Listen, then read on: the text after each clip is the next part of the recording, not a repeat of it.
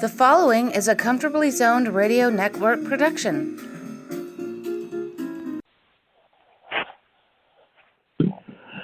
Welcome back to the Retro Rangers podcast. I am your host, George Grimm, and I am joined this evening by the other two members of the AARP line, Marc Weissman and Rich Isaac.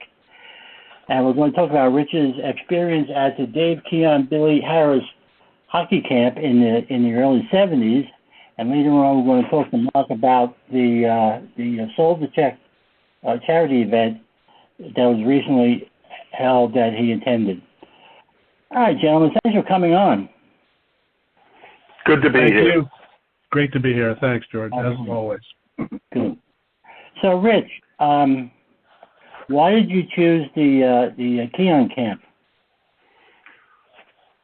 I don't know. I'd seen an ad for it in the hockey news, and, I knew who Dave Keon was, obviously, and I kind of knew who Billy Harris was. Now, this is the Billy Harris who played for the Leafs, right? Not the Billy Harris who played for the Islanders. Nope. And that kind of attracted me, and in prepping for this, I found an old ad for their camp, which they called a hockey school, and apparently they had sessions in multiple places, but my guess is I wound up going to St. Catherine's because the schedule for there probably fit my parents' schedule better. Okay. So I basically went in early August. I got to spend 3 weeks there. A 1 week session and a 2 week session. And in looking at the ad there, other than the people I remember from the camp were, of course, Dave Keon himself, who was a 4-time Stanley Cup winner, won the Lady Byng twice, actually was the 61-62 Rookie of the Year in the NHL. Yeah. He played for the Leafs, basically, the tail end of 60-61, and then was a rookie the following season through 74-75. Then he played in the WHA from 75 through 79 for the Minnesota Fighting Saints, Indianapolis Racers, and New England Whalers, and finished his career in Hartford with the Whalers when they came back to the NHL. Right. Billy Harris was a 3-time Stanley Cup champ winner with Toronto. There are 3 cups in the early 60s. But he'd been with the club since the 1955-6 season. Okay. And then his last year with them was 64-65, and he spent part of that season in the AHL with Rochester, and then played for the Pittsburgh Hornets, who were also an AHL franchise, in Detroit part-time, and then he was with Finley's California Seals for a while. Wow. And then finished up with the Penguins in 68-69. And then he was coaching originally in the OHA. The season before I went to camp, he was the coach of the Swedish men's national team in Europe. Okay. How about the other pros? Were there any other pros there? Well, Tommy Webster was there, who had been drafted by the Bruins in 66. Okay. He played part of 6 seasons with the Bruins, Red Wings, and California Golden Seals. Right. And then he played with the New England Whalers from 72 through 78. And then, of course, this is the same Tommy Webster who replaced Ted Sater at the end of the 86-87 season, but because of an inner ear infection, couldn't fly. Couldn't fly, right. Right. Yep. And Espo, Eddie Jockerman, and Wayne Cashman coached the road games. Right, right. Now, those are the guys whose... That was a very awkward situation for them. Yeah. Those were the guys whose names I remembered. In looking at this brochure, there were a couple other guys who were almost surely there, especially Bobby McMillan, who was actually a Rangers first-round draft choice in '72 at number 15. Oh. But the 2 years before I went to camp, he played for the St. Catharines Blackhawks in the old OHA. I just don't remember him. Okay. You know, he didn't stand out. Didn't he play for the Flames? Didn't he play for Atlanta at some point? Yes, he played for both Atlanta and Calgary. He played a few games for the Rangers. Right. He actually started with the Minnesota Fighting Saints in the old WHA, and then came to the Rangers, spent most of his time with the old Providence Reds, and then he got Ego probably traded him to St. Louis after that, and St. Louis sent him to the Flames, and he finished his career. So from the Flames, he went to the Rockies, who became the Devils, and he finished his NHL career with the Blackhawks. Okay. So that's pretty much who I remember. I actually looked up a lot of things about Dave Keon I never knew. He was actually the last active player to play a full season in the original six era. When he retired, there was nobody else that played a full season. He played on a line with Bobby Hull and Gordie Howe in Hartford. Never knew that. Correct. And he's also the only Leaf to win the Conn Smythe, so there's some irony there because Conn Smythe, was a famous Leaf owner, and yet no other Leaf has ever won that award except him. Yes. Wow. Oh, let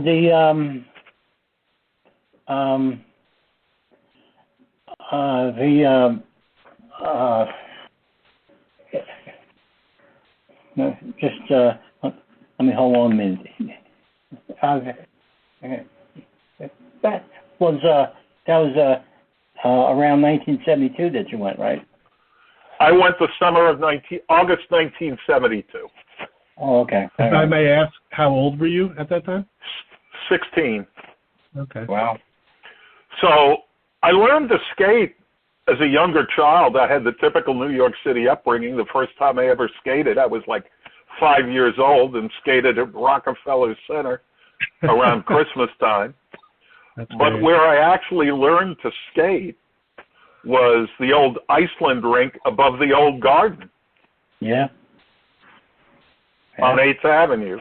Yeah, I remember you mentioned that on an earlier podcast. I've actually never skated at Rockefeller Center. I've wanted to, but the lines are always pretty significant. I have skated at Bryant Park, which is really nice. Outdoor, same idea. Yeah. That's really fun. I've skated at Wallman Rink as well in Central Park, but most of the skating I did while we lived in New York City was at Iceland.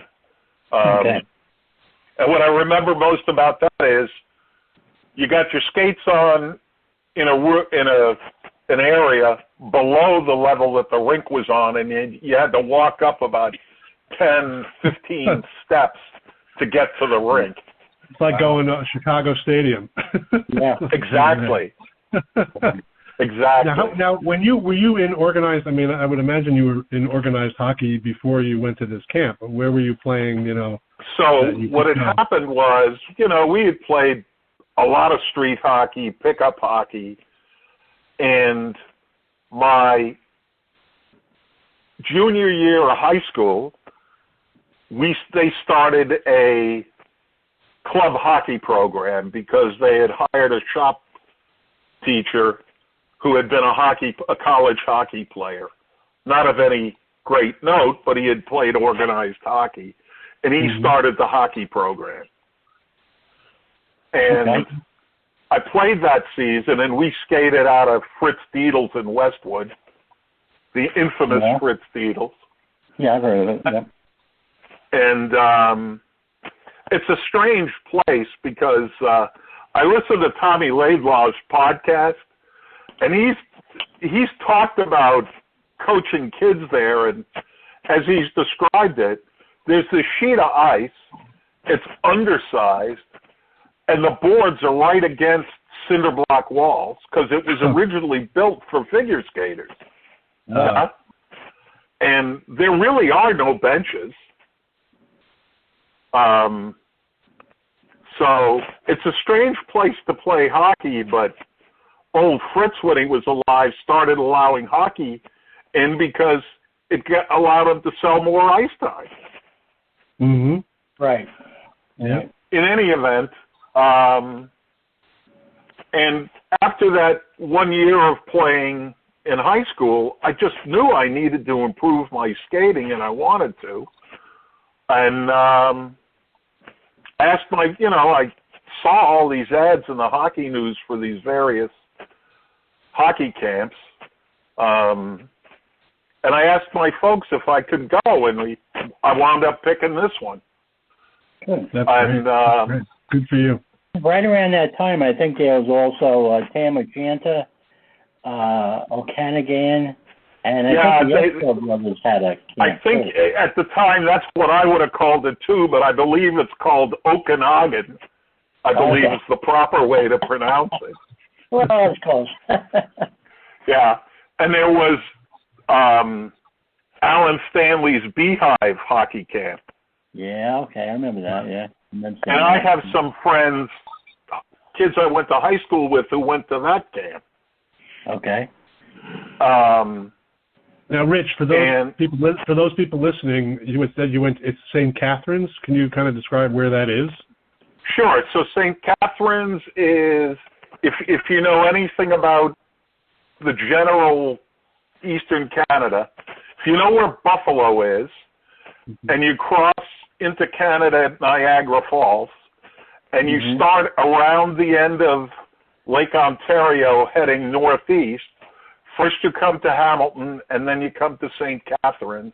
And if you keep heading up the 401, you wind up in Toronto. Gotcha. When I went to college in Rochester, we used to go to Toronto to catch the Leafs on a Saturday because they weren't very good. And you could buy tickets on the street day of the game because the scalpers were, just about giving them away. I did that in the 80s. A friend of mine went to University of Buffalo for grad school. I met him up there, and we drove through this wicked snowstorm, like snow coming right at us for about an hour. We got to Toronto. We scalped gray seats, which are almost like the equivalent of blue seats at MSG. Oh, yeah. And it was like $10. I mean, it was some insanely low price. Yeah. And, it was great. It was I don't remember too much of the game, but I definitely remember, the whole experience of getting there. And had they moved to the ACC by then? No. I'm sorry. That was still Maple Leaf Gardens. No, they were there. It was actually the old Hockey Hall of Fame we went to on the CN exhibition. Yep. Right. And I have a picture of me with a Ranger jersey standing in front of the sign, and like a few 110 Instamatic pictures of the Bobby Orr.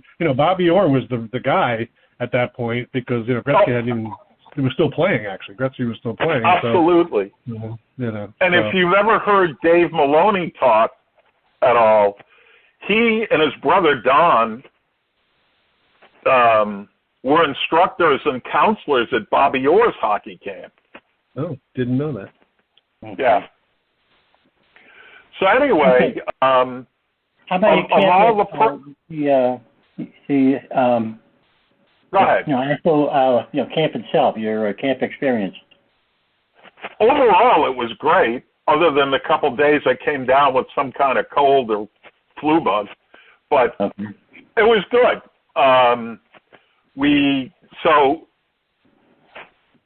The camp was held at Ridley College, which is basically like a boarding school. It's equipped for effectively high school age. And we lived in the dorms. There were, the older type dorm rooms, a big room with maybe 10 beds in it, and each bed had its own freestanding wardrobe against the wall.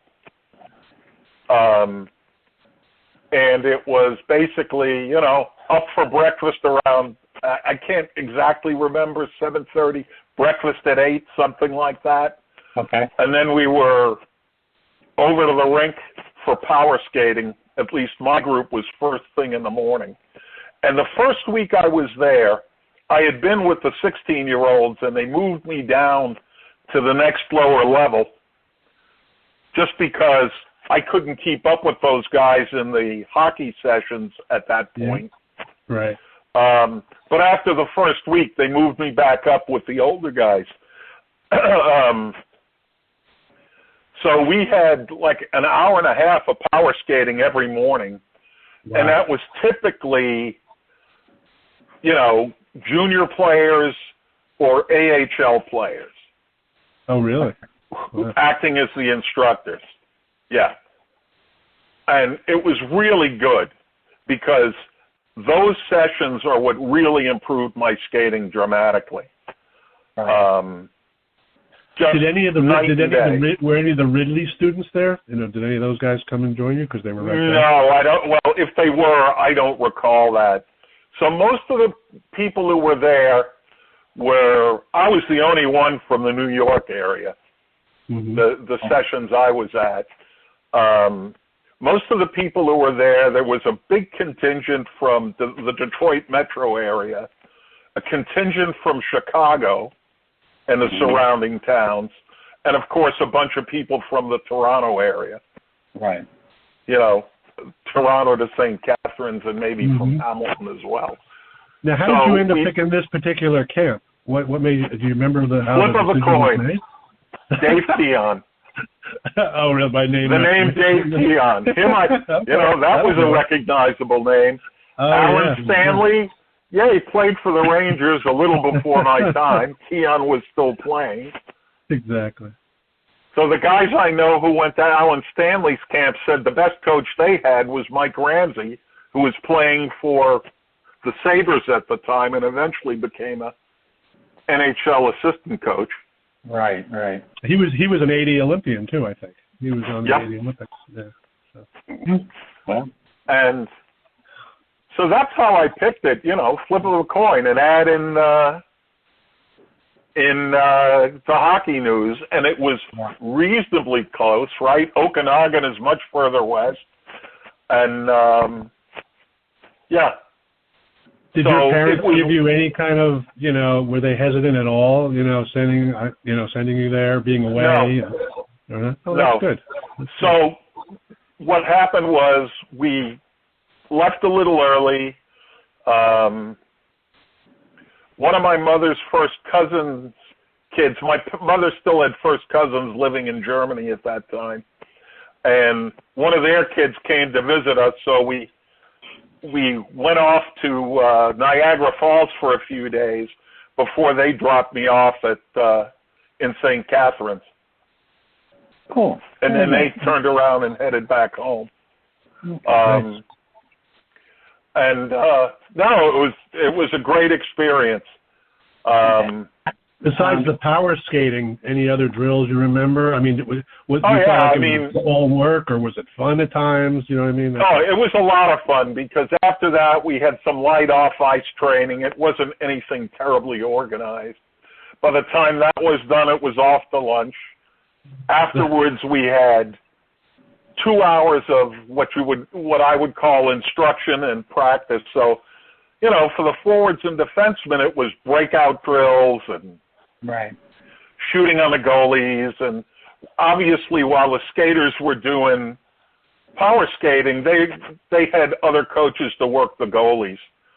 And then when our afternoon practice session was done, we would go off, get off the ice, go swimming, play baseball, all the normal things. Oh, that's great. So it's not just a hockey camp. I mean, no, we did all sorts of other stuff. Then we would have dinner, and there was always a scrimmage in the evening. Yeah, I was going to ask you about that. Good. There was always a scrimmage every evening, and we had a blast because those, you were basically, but after the first couple of days, you were friendly with almost all these people. And it was just like a pickup game playing against your buddies. And the only difference was the coaches picked the teams. to make sure they were kind of even. And then it was, shower off the bed, because by the time you've done that, you had, you had 4.5 day. You had 4.5 hours of ice during the day. Yeah. Have you kept in touch or followed up with anybody since then? Any of the kids that you played with? No. Okay. No, lost touch with all of them. The one guy who stood out came the second week. He was a young kid from Toronto. All I remember is his first name. His name was Ian. But what made him stand out was he was, well, today he was colored, He wasn't a white guy. And some of the guys from Detroit really got on him the first couple days. And a couple of the Chicago guys and I said, just lay off him. He's just here to play hockey like the rest of us. Yeah. And that was the end of that garbage. And I know I sat next to him in the locker room because they didn't have special stalls for the goalies then. It was every man for himself trying to, grab a little space.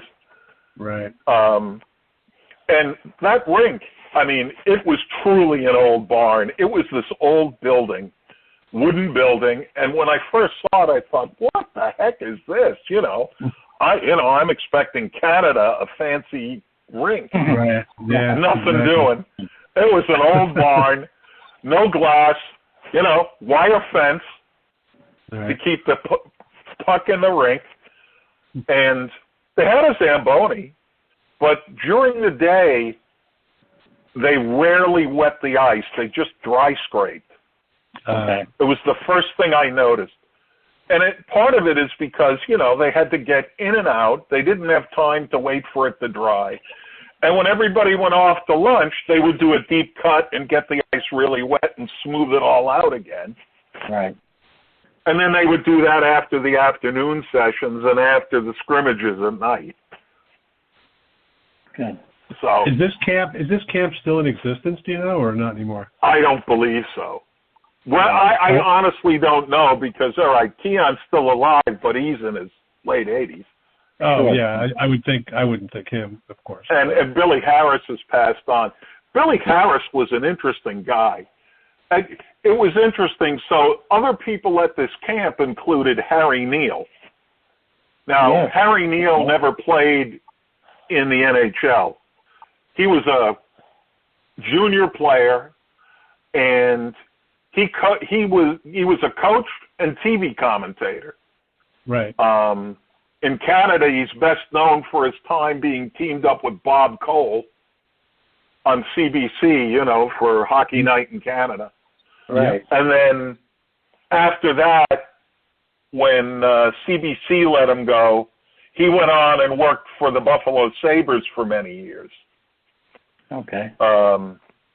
Doing TV, first with Rick Jenrette on the radio, and then went into the studio. Basically, he had Marty Biron's job before Marty Biron had it. Gotcha. Because he did TV for Buffalo through the 2012-2013 season. Okay. He and Billy Harris were really nice guys, and they gave a ton of their time to the kids on and off the ice. Right. But Billy Harris was an interesting guy. You got to remember, he had coached the Swedish national team, and this was the summer before the NHL players played the Soviets in that first 72 Summit Series. Right. Okay. And a lot of the Canadian kids were asking him, I shouldn't say asking, they were saying, the NHL players are going to kill him. And Billy Harris said, if the NHL players don't take this tournament seriously, the Soviets are going to embarrass them. They are a very good hockey team and not to be underestimated. Well, he was over there, yeah. Yeah. Because effectively that was the Red Army team, Right, exactly. So a lot of our off-ice stuff also included, I'll call it film time, some instructional films. But they were, like power skating things, but they were ancient. Because Gordie Howe was demonstrating the skating in these old films. They were in black and white. Mm-hmm. And Billy Harris made a point of saying, well, we used these because they were good enough for the Soviets. He said they got copies of these, and they used them to help train their players how to skate properly, which I found interesting. We also saw, Mark, you know all about Stanley Cup highlight video and film since you were in one, the one, but we got to watch lots of those. And, of course, being near Toronto, we got to see a lot of their Stanley Cup films, plus Detroit's and Chicago's.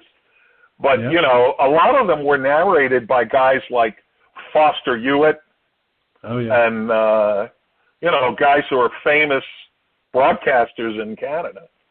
Yeah. Wow. Overall, it was an excellent experience. Tommy Webster was coming back from a torn ACL that summer, so he would get on the ice with us during some of the power skating sessions just so he could skate. Okay. And what stood out about him was his skates. The pros all had either Bauer Supremes or CCM Tacks. Right. But because Tommy Webster played for Charlie O. Finley's California Golden Seal, he had white Tacks. They weren't the typical black leather. They were white. Yeah. But he was a pretty nice guy to the kids. Yeah. When those games are on the TV back then, it looked like the players didn't have any feet. Exactly. That's right. Exactly. So, like I said, of all the coaches, Harry Neal and Billy Harris were the most free with their time. And you could approach them on the ice, off the ice, no problem. Dave Keon only came, blew in for an afternoon session once or twice a week. And it was clear he didn't really want to be there, but he had to be, Yeah, remember, he's the reason you went, so his name obviously worked. And that's part of what was disappointing, because here, the pro's pro, a former Conn Smythe winner, you think he's going to show you something unique. Yeah. One of the, they teach you how to properly take a wrist shot, how to properly take a backhand, how to make passes, how to make saucer passes, right, forehand and backhand. Yeah. And when Keon demonstrated his backhand, I felt so bad for the goalie. Because he comes in on, a 16-year-old goalie. Oh, yeah. And he's got it on his backhand, and he's basically got it. It wasn't a straight stick, but it was close. Right. And wasn't much of a curve. And he just suddenly snaps his wrist off the backhand, and it's up over the goalie's shoulder before you can blink. Wow. And that's what stood out about the session with him. But, it was good. I don't regret going. I came back a much better hockey player in terms of strategy, in terms of skating ability. Oh, my God, I was like a completely different player. That's great.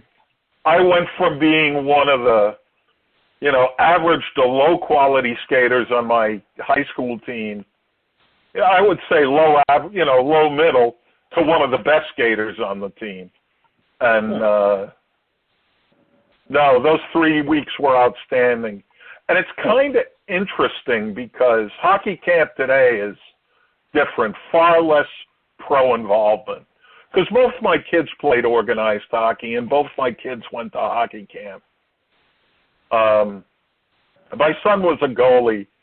He did all the camps he went to in Lake Placid at Can-Am. always the goalie sessions. And my daughter did one session out there and did most of them either with elite hockey camp at either at Dartmouth in Hanover, New Hampshire, or in Vermont at Norwich University. Okay. And ironically, her summers at Norwich convinced her that when it was time to go off to college, she wanted to go to Norwich. Made it kind of interesting. Yeah. Today, it's mostly, college and junior players who are helping at those camps. In Lake Placid, in the girls' camp, yeah, they had, one or two of the women's Olympic players there for part of the week. And I know they did some video session with Cammy Granato as well. Oh, okay. Anyway. Very interesting, Rich. Thank you. I have to tell you that the closest I ever got to a hockey camp was one of my friends went to the Brad Park Rod Gilbert camp over in the city. He brought him back a T-shirt and an autographed picture of Brad Park. So that was the closest I got. So, that's great. Okay. Now, Mark, you went to the Soldier. Yeah. It's interesting. Well, it's interesting because I guess either because it's a local charity. It was in Stanford, Connecticut. That's Harry Connor's rink. Stanford actually has 3 different rinks, Chelsea Piers and some twin rinks that are more north. But I had never been to this one.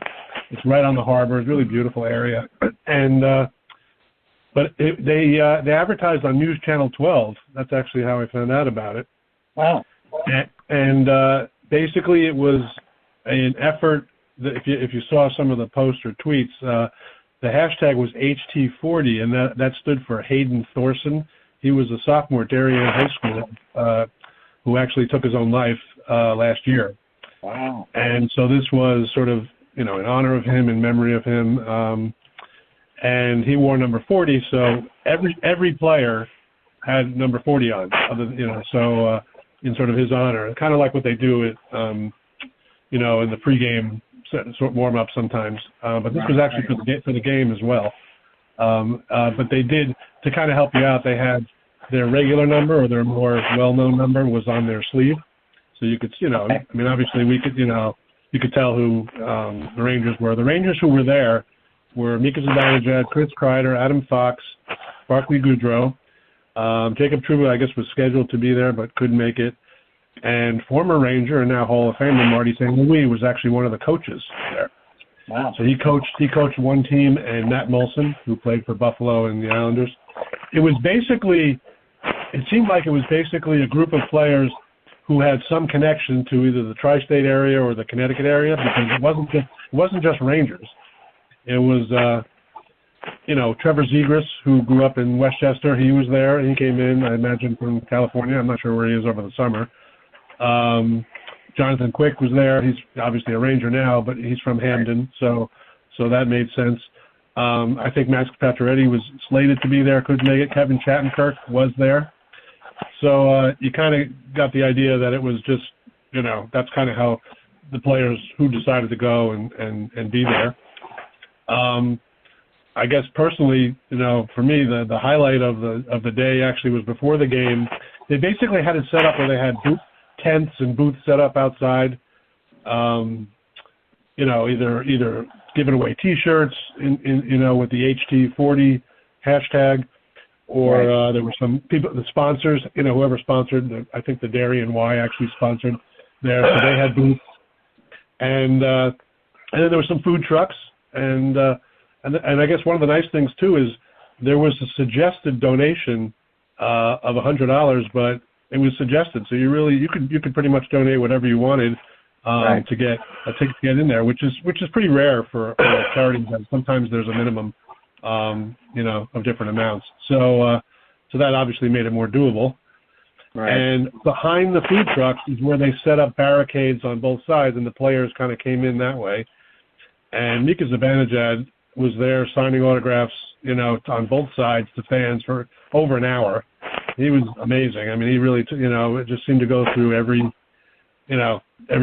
Like he didn't say no to anybody. Then Marty St. Louis came up. I saw him, and then Kreider and Fox were kind of out of range. I could see them, but they were on the other side, kind of walking through and signing.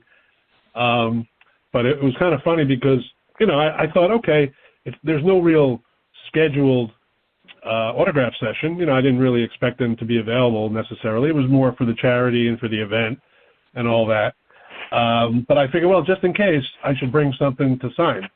So my first thought, I have a Ranger program from last year from a game, and that, of course, has everybody in it who was going to be scheduled to be there. And then I started to think a little bit more. Maybe I can make something a little special. So as you saw on my Facebook post in the past, Mika and I actually share the same birthday. So I made up. I have always done kind of a Facebook post, happy co-birthday to him, but this time around I made it into like an 8.5 by 11 with multiple pictures, so that it would be something that I could print out and he could sign, and maybe I could frame it. And I did the same thing for Marty St. Louis because I went to the game when he scored on Mother's Day, and with my nephew, and that was obviously one of the most memorable games that I've ever seen live. And so, with Mika, he was about 3 or 4 rows of people away from me when he was signing, and I just yelled to him. I said, "Hey, Mika, we share the same birthday," and he just laughed. He's like, "Really?" He kind of was like doubting me, and I held up the sheet. I said, "See, it's even in writing," that kind of thing. And he's like, "Oh," he took it, signed it, and I honestly at that point I was like, "This is great." I mean, that kind of made my day right there to get that. Oh. And then Marty signed his, the sheet that I had made up for him. And he's French-Canadian, so I figured I would say, merci beaucoup to him, and that was pretty cool. And then, like I said, Adam Fox and Kreider and all those guys, kind of came in a little bit beyond reach, I guess you could say. Yeah. But I got to tell you, everybody there running the event was so nice and so friendly. I got there pretty early, and I didn't want to, start walking around or impose on anybody. So I asked somebody I'll stay in the car, and the guy's like, "Oh, no, go ahead. We can't let you in yet, but you're welcome to walk around the booth." And I mean, everybody was just really, really nice. So then went inside. Oh, and I should mention too, and George, this, that our common friend Patrick Hoffman was there. Okay. And Patrick writes through several blogs. Great guy, Connecticut guy. And so he and I were chatting. He told me all kinds of stories about his dad and himself and player interactions. And you also mentioned Tommy Laidlaw before about his podcast. He was there. I actually got to talk to him as he kind of walked through the crowd. He walked kind of directly through the crowd. And, he said he's been getting a lot of feedback, different kinds of feedback, because I guess the podcast is talking a little bit more about business than the game itself.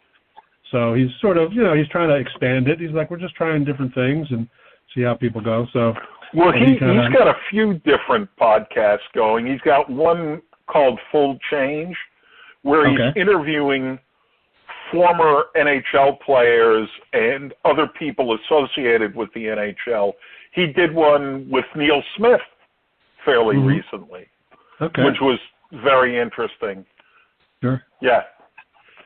So, I've met him a few times. He's really nice, always chatting. And usually I'm wearing my Brian Leach jersey, and he's like, "Hey, my number's hanging from the rafters." Yeah, he jokes about that. I know. It's like the last number 2 before it got retired.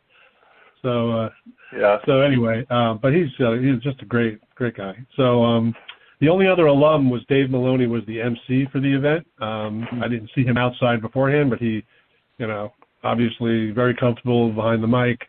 He did a really nice job, not only of introducing the players, but having the crowd kind of understand. The whole point of the shoulder check name was sort of like tap your friend on the shoulder and make sure he's okay. Sort of like looking out for each other. It was a really, obviously it was a play on words, the hockey term shoulder check, but it was, I thought that was, really good, just a really nice way to do it. And, and I guess it's, because you never know, people might be depressed or anxious or struggling with something. I mean, that, you know, like the boy was. So I think I thought they did a really good job of not just having it out there, but, you know, Dave had the whole crowd like touch your neighbor on your shoulder. I mean, it was just like really cool the way they did that. I thought that was really cool. Yeah, you know, you got to remember the hockey player mentality. You know, you don't talk about what aches, and you just play. Right. Yeah. Yeah. Keep it to yourself. But that's luckily, that's changing. You know. Yes, it is. It's changing, and in a lot of cases, it's changing. Not just in this issue, but other issues too. But one thing that's changed is, you know, the NHL has a big program now to help players, no matter what problems they're experiencing, and the alumni has one as well. Yep, exactly. And Glenn Healy and Corey Hirsch are really heavily involved with that. Oh, I didn't know that. Okay. Because Corey Hirsch, he eventually was diagnosed as being OCD. He I don't know if you've ever heard him speak. No, I haven't. But, you know, he started his career with the Rangers in the NHL. Oh, I know. In fact, he was, when Mario Lemieux scored 5 goals against us, he let in like 2 or 3. I was at the game, and I felt bad for him. I think it might have even been either his first game or one of the first few. Yeah. And, but that's my, you know, as far as playing goes, that's my memory of Sure. No, he's done a lot of work, as has Kelly Rudy and other former goalies, ironically, trying to help current players and former players with mental health issues, That's and great. even in minor hockey. By the way, I suspect Zegras was there because I read an article the other day about his contract status, and they happened to mention he's doing his summer training at Prentice Hockey in Darien, where Kreider trains every summer. Right, exactly. So Kreider probably got him involved with this because of it. That's true. Good point. Yeah, people were mentioning that news that they were right there. You know, so. Okay. Yep. Very good. Let me tell you a quick thing about Patrick Hoffman. His father was one of the first subscribers to SportsStat when I was doing it back in the 80s. And so was Marc Weissman. He was one of my first subscribers back then. I know. We talked about that. We actually talked that we both didn't even know each other.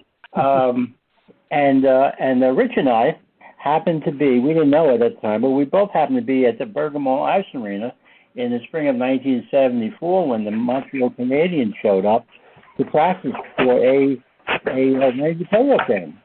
Oh, wow. It was a ice show I ever saw. And then I wrote an article about it, and Rich corrected me about something, and we've been Facebook friends ever since. So that's how we all got together. Oh, George, we go back a lot further than that. We go back to the old, what was it, Matt Rapaski, New York Rangers Digest. Yeah. Oh. From, you know, before they won the Stanley Cup, so the early 90s. Yeah. That's right. Been a long time. We were all destined to come together. See that? Yes. And the irony is, Mark, that George's parents lived in the town I went to high school with. Oh, that's right. High school in northern Jersey when my folks eventually moved to Jersey. Yep. That's amazing. Yep. Yeah, when I got well, it's kind of funny because in 1973, when I got married the first time, they moved out there. I came home one day and they were gone. No, but they they moved out there and they lived there until I guess until they moved down to Crestwood Village in the 90s, I guess. So. All right, guys. Well, thank you very much. We're running out of time as usual. It was a great show. You have any final thoughts to share with us? Just thank you, Rich, for sharing all the hockey camp stuff. That's great. And Mark, thank you for sharing the shoulder check event information. Quite No interesting. problem. My pleasure. Yeah. And a great cause. Absolutely. All right. Thank you both for being on. This has been the Retro Rangers podcast with Rich Isaac and Marc Weissman. And I promise I will stay on until you guys hang up rather than what I did last time. And thank you both for listening. And thanks to everyone for listening. And I hope you guys are listening too. And we'll be back soon. All right. Good night, everybody. Thanks for being here.